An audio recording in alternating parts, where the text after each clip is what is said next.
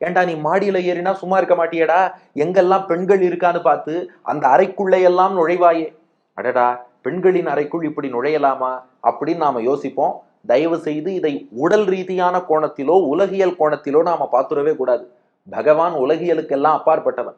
அப்புறம் ஏன் பெண்களை தேடி வரான் அப்படின்னா, இருக்கும் உடல் ஆண் உடலோ பெண் உடலோ அது தனி.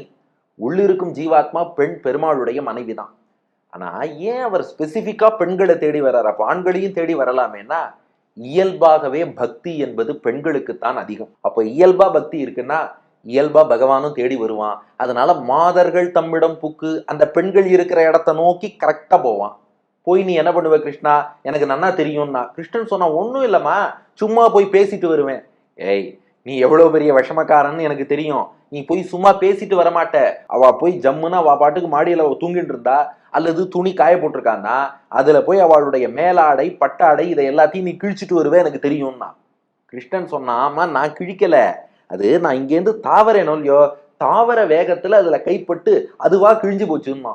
அப்படி கிழியாதுடா, நான் கவனிச்சிருக்கேன். கரெக்டா அந்த பார்டரை மட்டும் கீறி விட்டுருவானா கிருஷ்ணன். பார்டர் இல்லாத புடவையாக ஆக்கிட்டு வந்துருவானா. யசோதை சொல்றா, ஏண்டா கைப்பட்டு கிழிஞ்சுதுன்னா கரெக்டா பார்டர் மட்டும் கரை மட்டும் அப்படி கிழியுமா, இது நீதாண்டா வேணும்னு கிழிக்கிற. கிருஷ்ணன் சொன்னானா, தெரியாம ஏதோ ஒரு நாள் பண்ணியிருப்பேன்னு நினைக்கிறேம்மா, நான் ஒன்னும் ரெகுலரா பண்ண மாட்டேன்னா.